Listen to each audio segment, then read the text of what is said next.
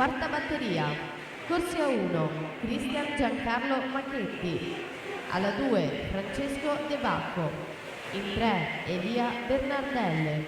Alla 4, Alessandro Gambatesa. In 5, Jacopo Nicolò Formentini. In 6, Marco Marsoli.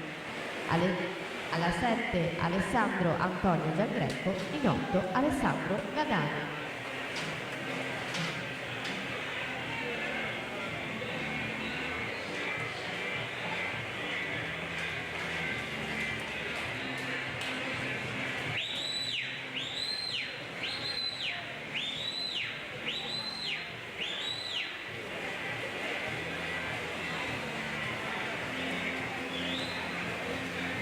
Davide Tanzi 1-4-57 per vincere la terza batteria, quindi entriamo nelle teste di serie, la partenza numero 4.